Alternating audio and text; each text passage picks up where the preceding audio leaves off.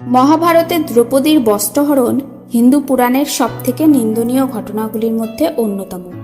এই লজ্জাজনক ঘটনা শুধুমাত্র অসম্মান নয়, এ ছিল পৃথিবীর এক বড় সত্য। নারীদের ওপর অত্যাচার এবং শোষণ কিরকম রূপ নিতে পারে ও পুরুষদের শাসনে নারীর কি অবস্থা হতে পারে তার এক জ্বলন্ত উদাহরণ ছিল দ্রৌপদীর বস্ত্রহরণ। সকলকে জানাই ধর্মউক্তি চ্যানেলে স্বাগত।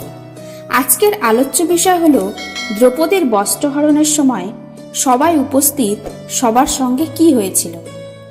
আপনাদের কাছে আজকের ভিডিওটি সম্পূর্ণ দেখার অনুরোধ রইল। ধর্মরাজ যুধিষ্ঠির যখন পাশা খেলায় সমস্ত কিছু হেরে যায়, তখন তিনি তার স্ত্রী দ্রৌপদীকে অনিচ্ছা থাকা সত্ত্বেও বাজি রাখে। আর সেই বাজিতেও যখন হেরে যায়, তখন দুর্যোধন তার অনুচরদের আদেশ দেয় দ্রৌপদীকেও সেই ভরা সভায় নিয়ে আসার। কিন্তু তখন পিতামহ ভীষ্ম বাধা দেয় আর বলে যে দ্রৌপদী একজন কুলবধূ, তাকে এই সভায় আসার কোনো অনুমতি নেই। কিন্তু দুর্যোধন কারো কথা শোনে না।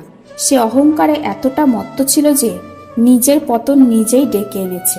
তারপর দুর্যোধনের অনুগামী দ্রৌপদীর কক্ষে এসে দ্রৌপদীকে খবর দেয় যে সম্রাট যুধিষ্ঠির আপনাকে পাশা খেলায় হেরে ফেলেছে, আর আপনি এখন সম্রাট দুর্যোধনের দাসী।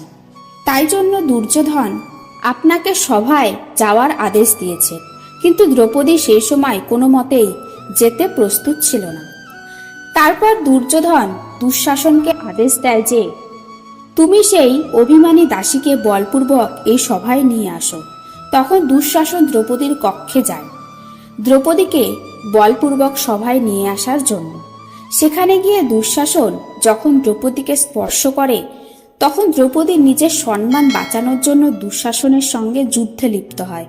কিন্তু শেষ পর্যন্ত দ্রৌপদী তার শক্তির কাছে পরাজিত হয় এবং নিচে লুটিয়ে পড়ে। তখন দুঃশাসন তার কেস ধরে টানতে টানতে সেই সভায় সবার সামনে হাজির করে। সেখানে উপস্থিত সবাই নিরুপায় হয়ে এই দৃশ্য দেখতে থাকে। কেউ তার কোনো প্রতিবাদ করে না। তারপর দুর্যোধনের অনুমতিতে দুঃশাসন দ্রৌপদীর বস্ত্রহরণের জন্য উদ্যত হয়। তখন দ্রৌপদী মন প্রাণ দিয়ে নিজের সম্মান বাঁচানোর জন্য তার সখা গোবিন্দকে ডাকতে থাকে। তখন ভগবান শ্রীকৃষ্ণ তার সখী দ্রৌপদীর সম্মান বাঁচানোর জন্য নিজের হাতে বেঁধে দেওয়া দ্রৌপদীর সেই কাপড়ের টুকরো দিয়ে দ্রৌপদীর সম্মান রক্ষা করেছিল। সেই সভায় দ্রৌপদীর বস্ত্রহরণের সময় বস্ত্রহরণ তো দ্রৌপদীর হচ্ছিল, কিন্তু দ্রৌপদী বস্ত্রহীন হয়নি। বস্ত্রহীন হয়েছিল সেই সবাই উপস্থিত প্রত্যেকে, যারা মগ্ন থেকে এক কুলবধূর বস্ত্রহরণের সাক্ষী ছিল। কিন্তু কেউ তার কোনো প্রতিবাদ করেননি। তারপর শেষ পর্যন্ত দুঃশাসন হাঁপিয়ে মাটিতে লুটিয়ে পড়ে, কিন্তু দ্রৌপদীকে বস্ত্রহীন করতে পারেনি। এই ঘটনার পরে দ্রৌপদী সবাই উপস্থিত সবার সামনে প্রতিজ্ঞা করে যে তার কেস ধরে দুঃশাসন এই সভায় টেনে নিয়ে এনে তার অপমান করেছে। যতদিন না পর্যন্ত তার প্রতিশোধ নিতে পারবে, ততদিন পর্যন্ত সে তার কেস বাঁধবে না। তো বন্ধুরা, এইরকম আরও ভিডিও পেতে আমার চ্যানেলটি সাবস্ক্রাইব করে পাশে থাকবেন।